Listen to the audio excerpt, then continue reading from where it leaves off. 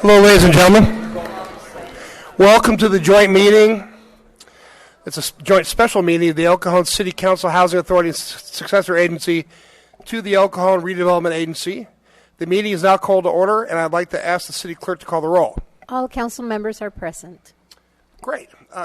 Clay Shane, would you mind coming up and leading us in the pledge? And would the audience be willing to stand for the pledge and then remain standing for a moment of silence after? Thank you. Thank you. Please place your hand over your heart and repeat after me.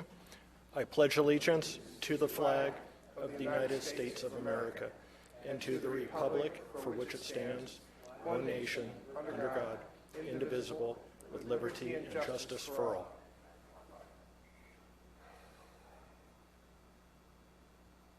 Thank you.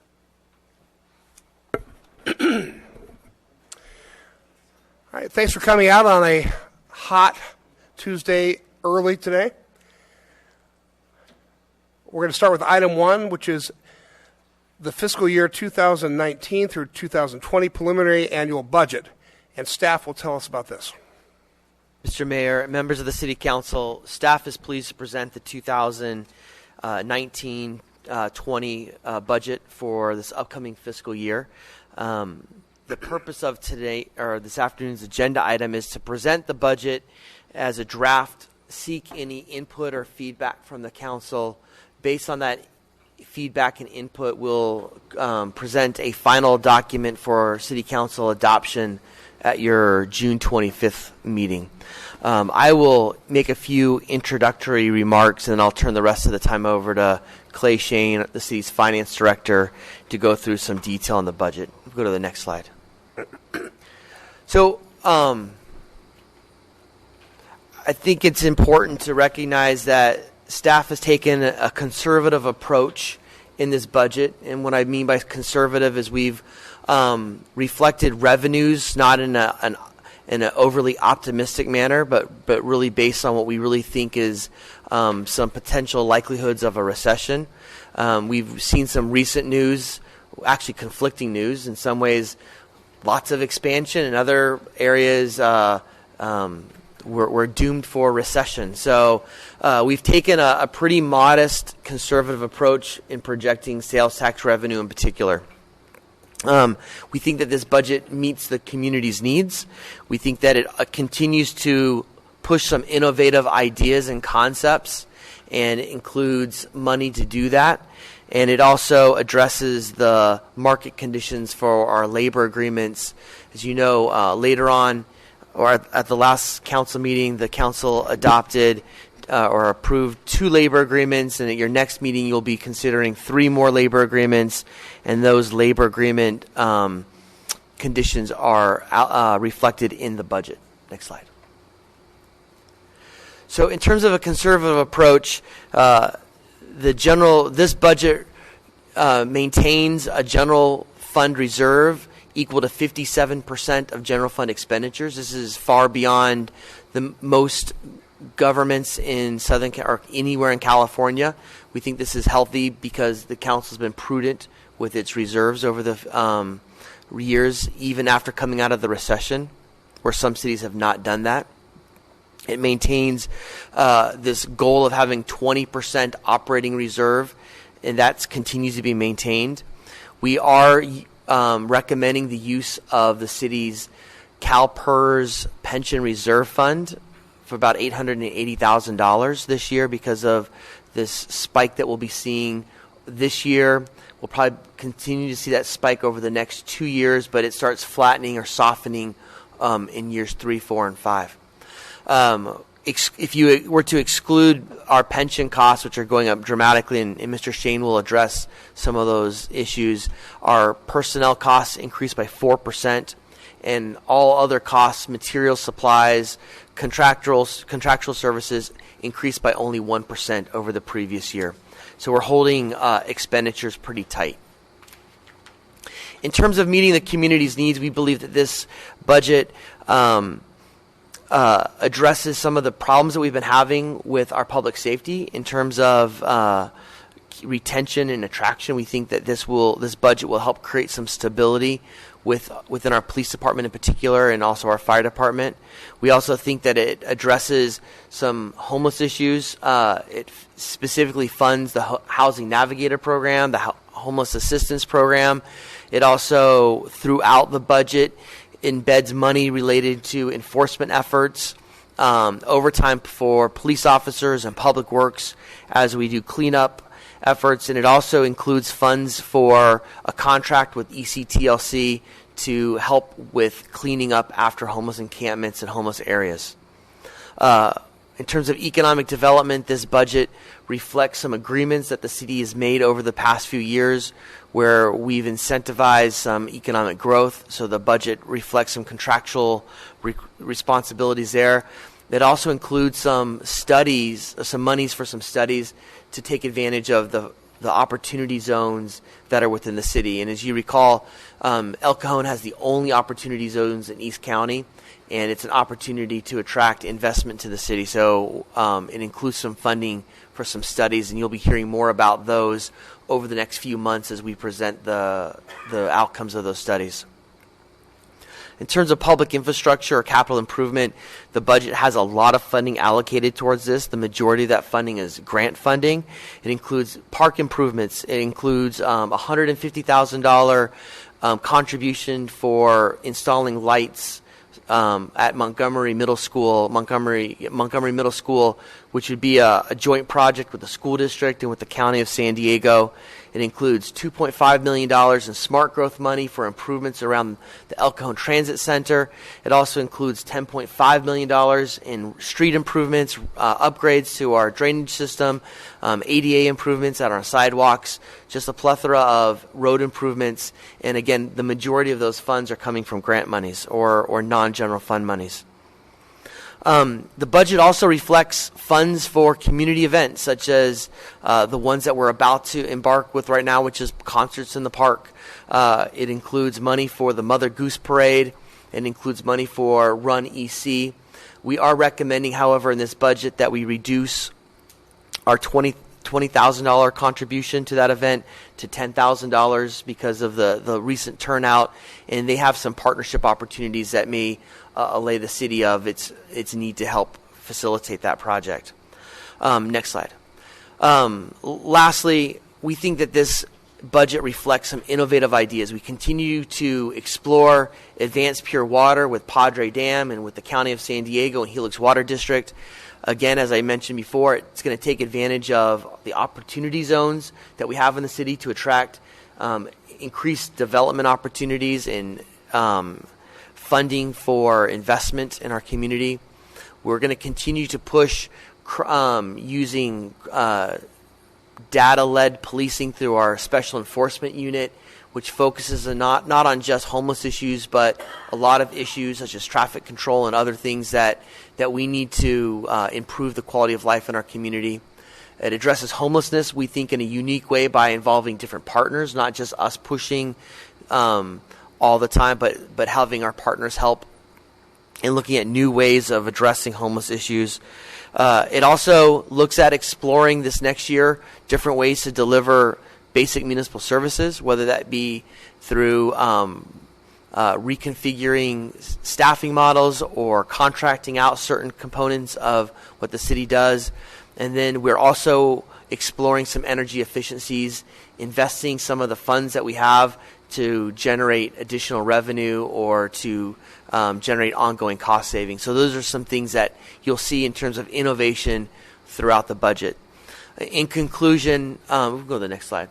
I just wanted to thank the City Council for the direction that it's provided over the years in encouraging staff to look for innovative solutions to municipal projects. I appreciate that the council wants to take a conservative approach to how you allocate resources. And I wanted to thank the many members of staff, the finance department in particular, that has led the charge in putting this document together.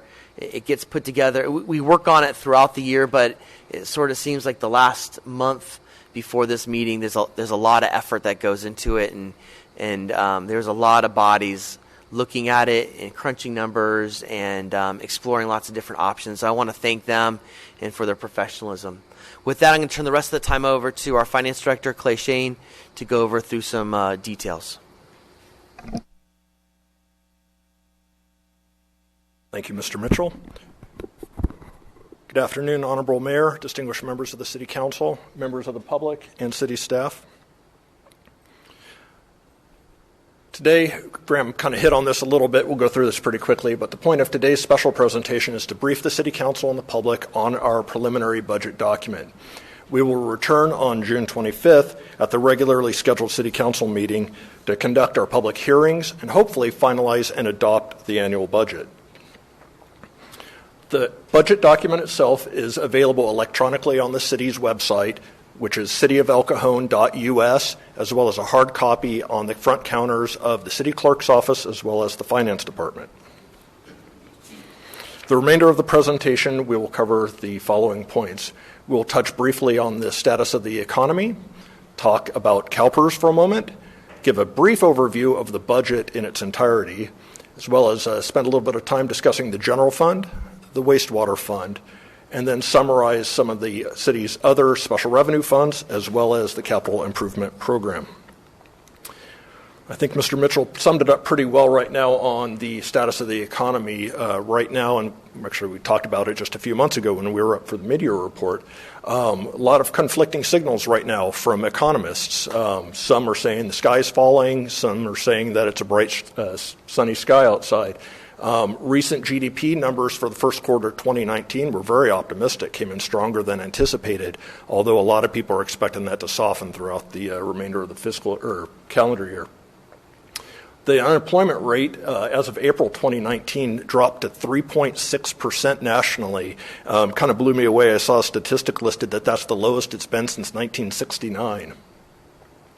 The S&P Case-Shiller price index for both the 20-city composite index and the San Diego market both indicate that home prices continue to increase, although it is at a slower rate than it has been in previous years. Housing starts, unfortunately, are down. So we do indeed have a number of mixed signals, and we're approaching things cautiously. Can't really get me up here without talking about CalPERS very much. CalPERS contributions over the next few years for both of our plans, our miscellaneous plan and our safety plan, are combined here. We're looking at pretty steep increases, but as Mr. Mitchell indicated, it does start to taper off, and it does seem like we get a little bit of break in 2025. However, dealing with CalPERS long enough, you kind of are just waiting for the next shoe to drop. So we'll wait to see how their mortality studies and experience studies turn out here in the next year or two. As an overview of the preliminary budget, this is a total spending plan of approximately $186 million. Of that, little less than half of it, 42% or $78 million, is the general fund, represented by the big dark blue block. Also, as Mr. Mitchell indicated, a significant amount of money is allocated for maintaining and developing the city's infrastructure. Approximately $54.6 million is appropriated for the capital project funds. After that, wastewater is approximately 15.7% of the budget, just shy of $30 million, and every other city or budget in the city accounting for approximately 13% of the plan. Moving to the general fund, before we get into next year, wanted to briefly catch us up on where we think we're going for the current year, fiscal year 19. We're expecting revenues to finish the year totaling approximately $75.4 million. This is just shy of 1% of being over budget, and a very modest 1.7% increase over the previous fiscal year, FY18. Expenditures, on the other hand, are expected to total $78.3 million. This is $1.8 million under budget, and that appears to be 16.2% above what we expended in FY18. But it's important to remember that as part of that 78.3, we had approximately $5 million of funds from the sale of the 100 Fletcher, the old police station, being transferred to the CIP program to support the Magnolia Performing Arts Center renovations. Once you adjust for that, 19's expenditures are up from the previous year by about 8%. And most of that is from filling vacancies and getting back up to speed, playing a little catch up on some things. Taken all together, we're anticipating fund balance to decrease this year by approximately $2.9 million. And typically that's bad news. However, with that transfer of funding to the CIP for Magnolia Performing Arts Center, we were anticipating a $5.3 million increase. So when you look at it and keeping that in mind, we're about $2.4 million better off than we initially planned. Looking forward to next year, FY20, we anticipate revenues to grow to approximately $77.2 million. This is a 2.4% increase from this current fiscal year, FY19. I usually include this. It's one of those important concepts when we talk about the city's budget. Sales and property taxes together account for about 3/4 of the general fund's budget, with all remaining other categories adding up to the remaining quarter. Expressed this way, the big blue wedge is sales tax, and I think this underlines the importance of that category.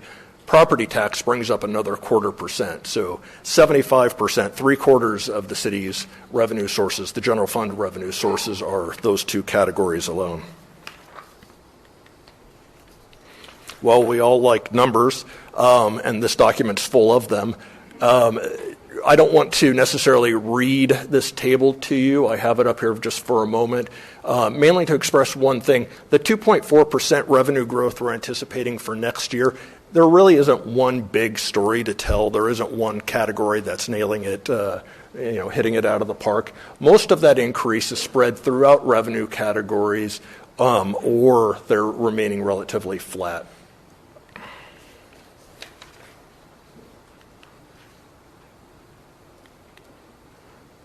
On the expenditure side, when we look at the general fund budget by category, we see a little bit of what Mr. Mitchell expressed. In staffing, that's full personnel costs. Where most of the growth is, it's approximately $3.7 million. For the most part, that's CalPERS increases, although any salary and benefit increases are included there as well. As also expressed earlier, the supplies and services are relatively flat from year to year. And here again at the bottom there on FY19, we see the transfer for MAGPAC, the Magnolia Performing Arts Center, of approximately $5 million. I was really into pie charts yesterday when I was putting the slide deck together, so we have another one here. This is still general fund expenditures by category, and I wanted to include this to graphically demonstrate the importance of personnel costs in this budget. About 3/4, the big blue chunk there, are personnel costs. These are for the individuals that are delivering the services to the public. It's the biggest component of the budget, with material, supplies, and services accounting for the remaining quarter. On this table, we see the functions in the general fund. Here again, general government, we see an increase. Most of that's accountable with the economic development actions that the city manager described earlier. We see significant increases in both police and fire as we've addressed some of those issues that have also been discussed. And the remainder of the general fund's relatively flat. Here again with another pie chart, we see police demonstrated by the big blue wedge, approximately 48% of the general fund budget, with fire, the red wedge, of approximately 22%. I included this here just to drive home the point that of the entire budget, the entire general fund budget, approximately 70% of it is dedicated towards public safety. As I was putting this together, I had a little bit of a curiosity. Everyone's affected by CalPERS cost. I know this is going back a little bit to something we've already covered. But I wondered what this would look like if we pulled the CalPERS expenditures out of each department and set it up as its own wedge, as if it was its own department, to see what that would look like. And that's the bright red wedge that's kind of pulled out of the pie. If we considered CalPERS its own department, it would be the second biggest department in the general fund, with only police being larger. To summarize this activity, we're going to kind of pull the current fiscal year and next year together. We started FY19 with approximately $49 million in reserves, with our projected revenues of 75.4 and expenditures of approximately 78.3. We expect to end this year at 45.7 million in reserves. The proposed budget projects revenues of 77.2 next year and expenditures of about 78.1 million. And we expect to end with a total fund balance in the general fund of about $44.9 million. When we look a little closer at that 44.9 million, it breaks down into these four reserve categories. The first one being the 20% operating reserve. As Mr. Mitchell explained earlier, we've been able to maintain that into next year. We also have additional funding in the carryover reserve. We do require a little bit of use of the PERS reserve, which is why we see that balance moving down a little bit from 8 million, and we're still able to maintain the designated for economic uncertainty reserve as well. Changing our focus now to the wastewater fund. We anticipate starting next fiscal year with approximately $13.7 million in budgetary fund balance. We anticipate collecting an additional $20.5 million in revenues and expect expenditures to total approximately $22.4 million, with capital and other financing uses of $6.8, leaving us with a projected ending budgetary fund balance of approximately $4.9 million.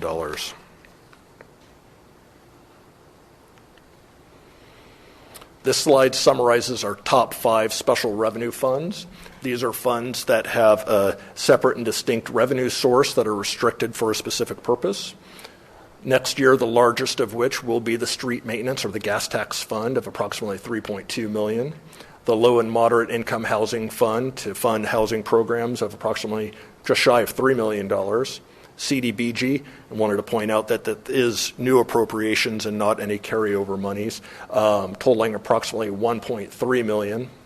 Recreation special programs, approximately $700,000, and federal, state, and local grants totaling approximately $660,000.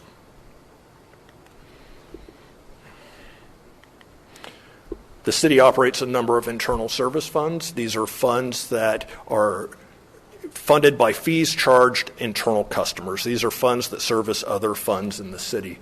The biggest of which is our IT services fund at $3.9 million, our workers' compensation insurance fund of approximately $2.4 million. That's been segregated for the first time this fiscal year, and it will be discussed a little bit later today.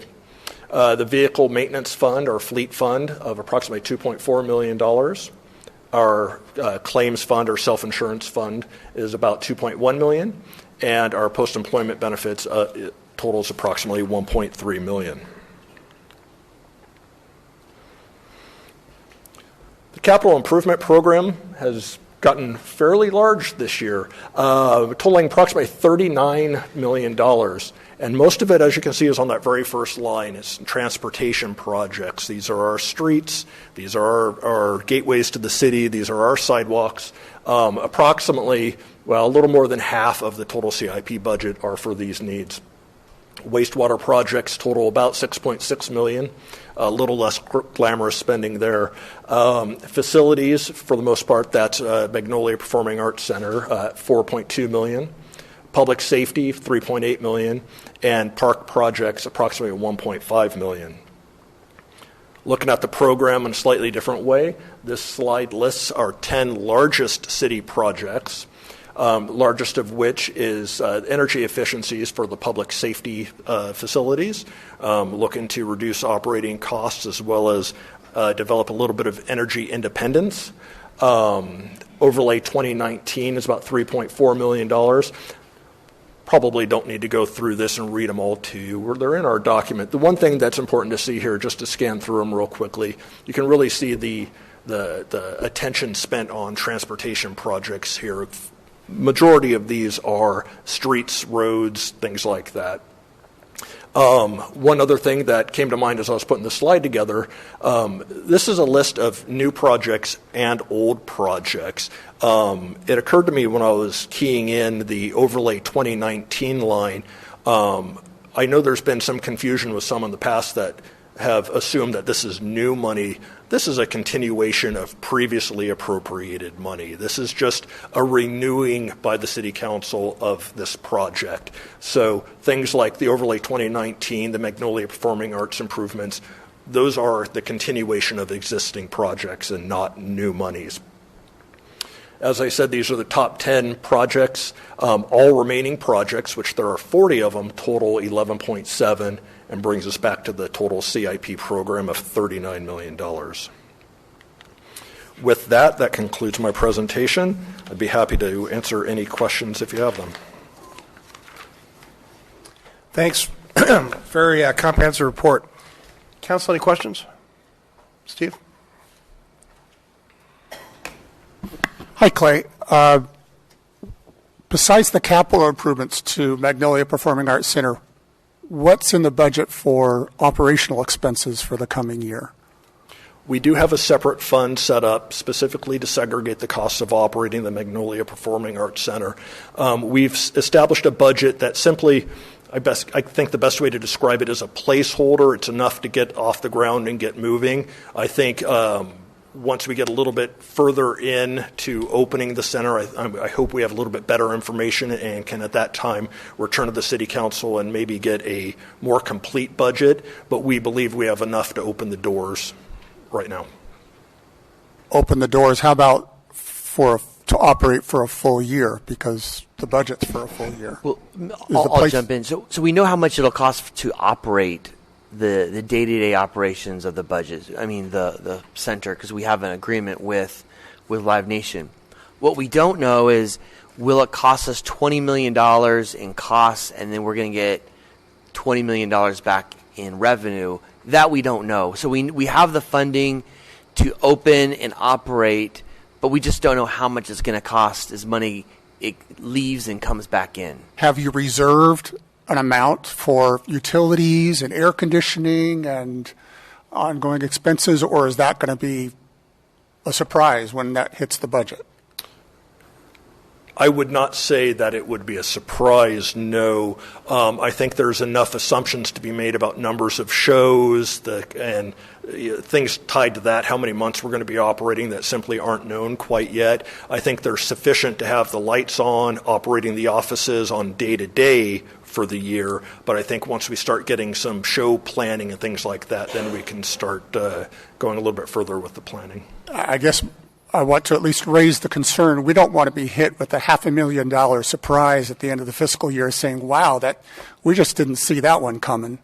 So that's my concern, that we reserve for that, not get surprised by it. Well, I think a lot of that comes down to once we start seeing number of shows that are booked and we have pro forma information provided by Live Nation, I think we'd have a little bit more of an informed decision at that point. Okay. But a lot of that operating expenses is driven by the number of shows, the types of shows, things like that, and how long the center will be open. You know, there's a significant difference in opening July 1st and opening January 1st. So I think we're just waiting to see a little bit. We don't want to jump the gun and use bad information. I think we're waiting for better information before we do that kind of programming. The $2.4 million in workers' comp, is that a reserve requested by an actuary for potential claims? That is a combination of the premium payment for excess workers' comp insurance, our estimated cost of claims, as well as a little bit to begin establishing the necessary reserve for that purpose. Okay, thank you. Do you think even after all of these capital expenditures, we have any deferred maintenance expenses left that we need to address, such as fleet maintenance or building or road maintenance? Any deferred expenses we should be aware of? I don't know if I'm necessarily the best person to answer that question. I can say that I'm not aware of any backlog that a lot of other cities have suffered from. There's always work that gets pushed to the next year for one reason or another, whether it be manpower or waiting for funding like a grant to come in or something like that. But I'm not aware of any big backlog, a huge unrecognized liability and deferred compensation. Council, any other questions? Bob? I was curious. I saw an item in there on Hemishar Road. What portion of Hemishar Road are we talking about? Because I I'm going to ask travel our that Public from- Works Director to come up. He's keenly aware of that project. He I can give some more travel that detail. now and then, and I know between Washington and Maine, it's not the smoothest road in the world. Well, you hit it right on the head. There you go. We'll do that part then. It's approximately from City limits. south of Washington area all the way north past the I-8 Okay. into 2nd Street. Yeah. So there's several different items that we're looking at, mostly related to pedestrian safety due to incidents that have occurred in the past few years. Right. This is the grant. It's a Highway Safety Improvement Program grant that we receive. And it's actually one that will help to improve a lot of things, but also at the same time, we get to improve a lot of infrastructure with it. So it's a win-win for us. And that goes right down to past Highway 8 on 2nd Street, you said? Yeah, because there's a high number of incidents just north there. And so we're going to look at providing a safer crossing of the street there. Good. Okay, thank you. Gary? Mr. Mitchell, could you give me some examples of the post-employment benefits that we'll be paying for? Actually, I'm going to bring Mr. Shane up to explain that program. There's not a tremendous amount of activity in that fund. There are one is the PEMCA health insurance for retirees. We provide approximately $125, if my memory serves correctly, per month for retirees. Additionally, there's any payments that are made for preservation of benefits for people whose pensions have fallen outside the maximum permitted by the IRS and CalPERS. So it's a handful of relatively small items. All right, thank you. Steve? A follow-up for Mr. Epperson. We're pretty proud of your efforts, the city staff's efforts in Pavement Condition Index, PCI. El Cajon has one of the better ones around the county. Are we maintaining that with this budget? Absolutely. And one thing that we're focusing on greatly is to identify a zone maintenance that really concerts our efforts in different zones around the city. And so what we've established is a more systematic way of maintaining the city's infrastructure, from sidewalks to streets to sewers to working with other utilities like Helix Water, so that we're not all on top of each other at the same time. And so we're taking a systematic approach to this. The money that we're putting into the pavement to preserve it, both in overlays and slurry seals, will really help this. And a lot of it is attributed to the SB1 funds that we're receiving. A lot of people, they come to me, they say, you're a public works employee, and why are we having to pay more at the pump? Where's this money going? Who's siphoning it off? And I want the residents of El Cajon to know that it's going directly to the streets. We're taking all that money, nobody's siphoning off the top, and we're applying that to, while we get it, we're putting it right down on the streets, and we're going to see a lot of future improvements. One of the worst streets that we had in the city right now, North Johnson, we just ground it yesterday, and tomorrow we're going to be paving it. And wasn't that about $1.5 million this year in SB1 money? Probably a little bit more if I remember correctly. So that allows us to use $1.5 million of general fund money, which previously paid for those things in other areas, like retention of... That and Transnet money that we receive, we're able to allocate those monies to other areas that need it even more so. And so we're taking those additional funds from SB1 and applying it directly to the streets. Sounds good. Okay, one for Mr. Mitchell. Advanced water purification. We're approaching a tipping point on whether we jump into this thing with some big money. Is that in this budget? That is contemplated in the budget. So what the council will be seeing in the next month, actually, is a decision point of whether we want to invest real money. Before we've been putting money into Explore. This is money to actually start designing and constructing that would be paid for. It wouldn't be paid for out of our money. It would be paid for out of grant money, but if the project doesn't come forward, we'd be on the hook for that. So there's not a line allocated for that, but it does contemplate that as part of our bigger sewer rate study that you'll be looking at as well. Phil. This is a question with regard to CalPERS contributions.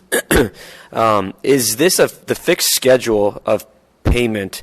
If we pay ahead of schedule, does the city save any money fiscally? Is there any financial benefit to paying ahead of schedule? Yes and no. I mean, when you pay down a mortgage, for example, you can see a pretty clear return on what that additional payment will make. We've explored this in a lot of different ways, and we looked at how much would we have to really put in to show a difference. And Mr. Shane, you can remind me, it was tens of millions of dollars to actually show a difference. So paying $1 million here, paying $1 million there probably doesn't have the biggest impact that we would like it to have. So that's why we've been reserving that funds in case of days like this. The other thing that we're looking at, though, is creating a program where we would put that $7.2 million out of the general fund actually into a trust fund that would earn a little higher interest rate, and it would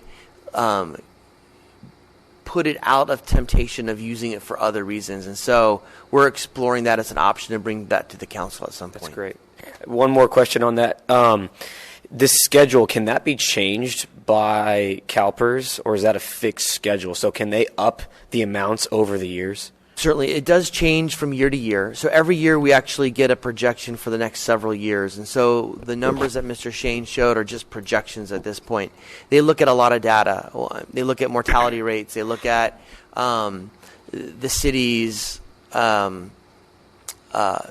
payroll, for example. That's a factor that goes into it. But the biggest factor is their interest earnings. And so if they've made an assumption that they're going to generate 6% in interest and they only generate 4% in interest, then that will automatically shift our contribution for the next year. And that's why Mr. Shane was a little skeptical of us ever hitting that point where we've plateaued and actually start decreasing. We think some of their assumptions are probably faulty, and they know they're faulty, and they're just waiting for the right time to let us know they're faulty. Mr. Shane, I have a question for you. Assuming we had another recession like we did in 2008, how prepared are we for that? Just explain a little bit about how much safety we would have with the reserves that we have and the emergency planning you have. I think most people would consider our reserves very healthy, in fact, a lot better than most other cities. I don't know if you would look at a 2008, 2009 type of event as a typical thing. We certainly have reserves to weather an average recession where we might have a slowdown for a couple of years. Something as deep and as extreme as 2008, 2009 is very trying. What I believe our reserves are capable for in that situation would be to buy us enough time to react to it. So rather than making huge draconian changes to adapt to it, it can slow us down and give us the time to make smart decisions rather than knee-jerk decisions. Thank you. Appreciate that. All right, Council, any more questions of staff? All right. Angela, do we have any speaker cards on this item? We have no cards, sir. No.